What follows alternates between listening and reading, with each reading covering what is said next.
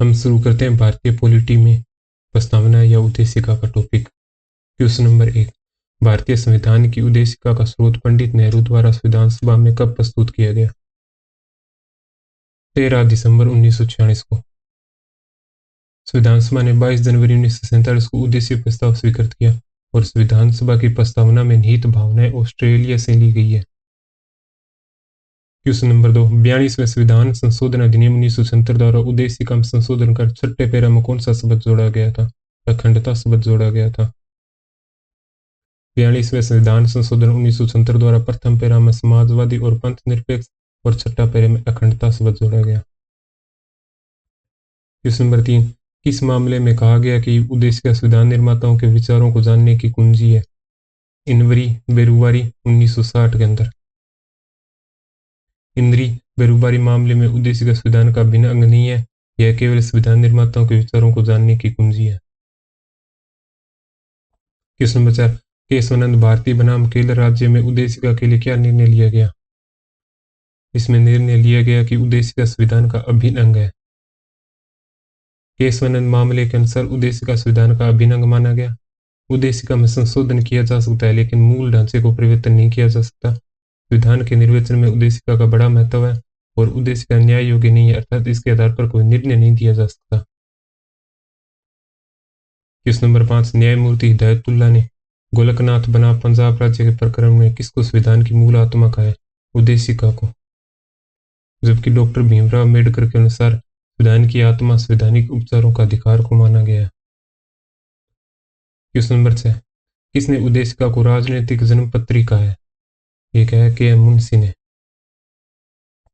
जबकि सुभाष कश्यप के अनुसार संविधान शरीर है तो उद्देशिका उसकी आत्मा। उद्देशिका अगर आधारशिला है तो संविधान उस पर खड़ी अट्टालिका। क्वेश्चन नंबर 7, उद्देशिका के अनुसार संविधान का मूल स्रोत कौन है? भारत की जनता। उद्देशिका के अनुसार भारत की जनता ही समस्त शक्तियों का केंद्र बिंदु है। संविधान द्वारा प्रदत्त संप्रभुता जनता में निहित है तथा भारतीय संविधान इसकी इच्छा का परिणाम है। यह शब्द संयुक्त राष्ट्र संघ के चार्टर की उद्देशिका में प्रयुक्त शब्द हम संयुक्त राष्ट्र के लोग के समरूप है। क्वेश्चन नंबर 8, संपूर्ण प्रभुत्व संपन्न शब्द का अर्थ क्या है? भारत अपने आंतरिक और बाहरी सभी मामलों में पूर्णतः स्वतंत्र है।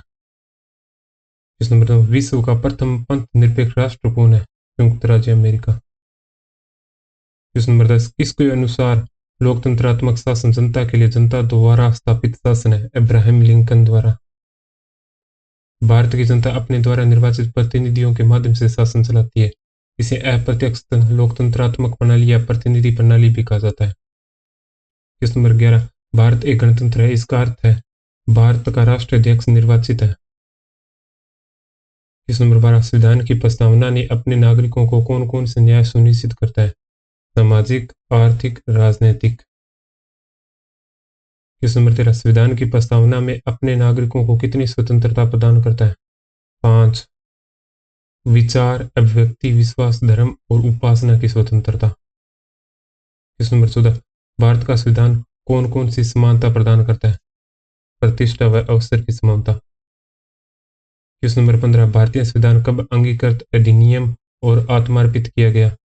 26 नवंबर 1949 को और 26 नवंबर को ही विधि दिवस मनाया जाता है। क्वेश्चन नंबर 16, मूल उद्देशिका में भारत को कैसा राज्य बनाने का संकल्प लिया गया था? संपूर्ण प्रभुत्व संपन्न लोकतंत्रात्मक गणराज्य। क्वेश्चन नंबर 17, उद्देशिका में निहित आधारभूत ढांचे की अवधारणा का निर्धारण किस वाद में किया गया?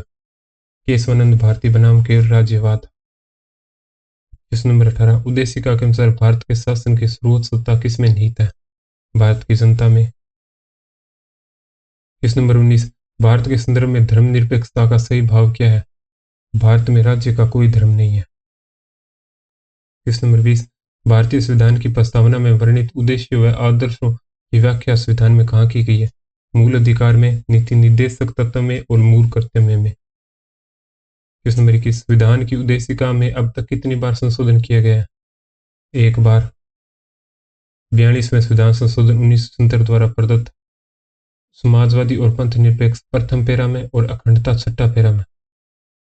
क्वेश्चन नंबर 22, भारत कब एक संपूर्ण प्रभुत्व संपन्न लोकतंत्रात्मक गणराज्य बना?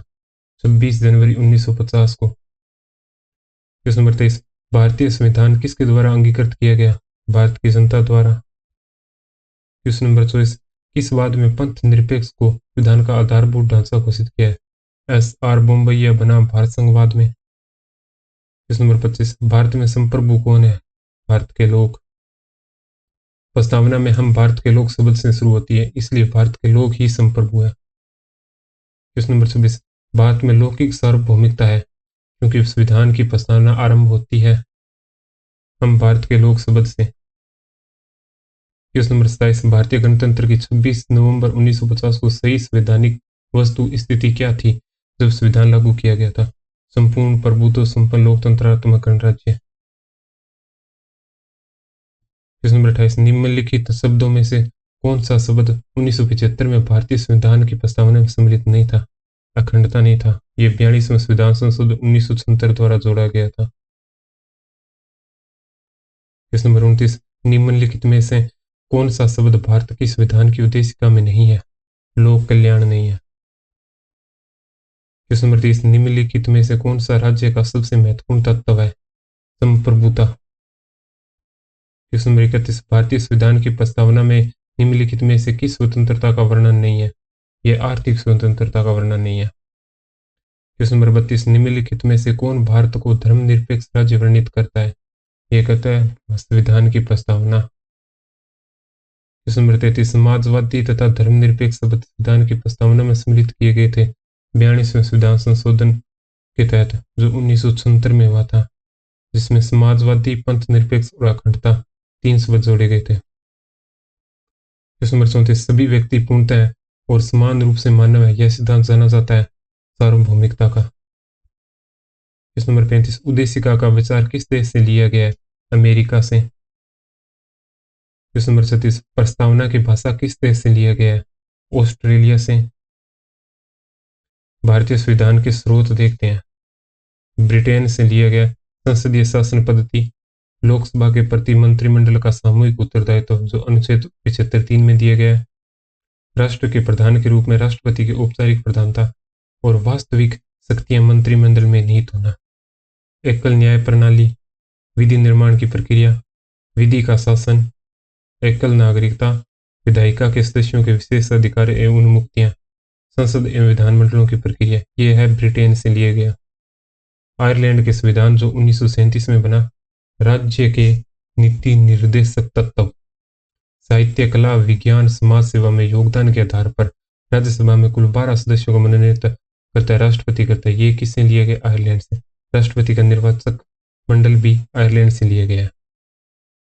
संयुक्त राष्ट्र अमेरिका का संविधान जो 1789 में बना, मूल अधिकार, उद्देशिका का विचार, राष्ट्रपति पर महाभियोग की प्रक्रिया, स्वतंत्र न्यायपालिका, न्यायिक पूर्वालोकन का सिद्धांत, उपराष्ट्रपति का पद, वित्तीय पाद, संविधान संशोधन में राज्य विधायिकाओं द्वारा अनुमोदन का प्रावधान, ये लिया गया अमेरिका से।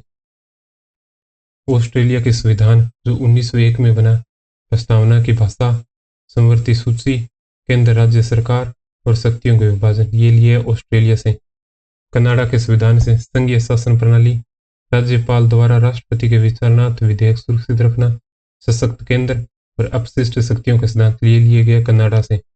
जापान के संविधान से अनुच्छेद 21 में वर्णित विधि द्वारा स्थापित प्रक्रिया, दक्षिण अफ्रीका से संविधान संशोधन की पद्धति और सोवियत संघ रूस से मूल कर्तव्य, फ्रांस के संविधान जो 1976 में बना था गणतंत्रात्मक शासन प्रणाली, और जर्मनी के वीमर संविधान जो 1933 से है आपात उपबंध, और भारत शासन अधिनियम 1935 से लगभग 250 अनुच्छेद लिए गए। ये उसी रूप में या कुछ परिवर्तन के साथ उसमें जोड़ा गया है।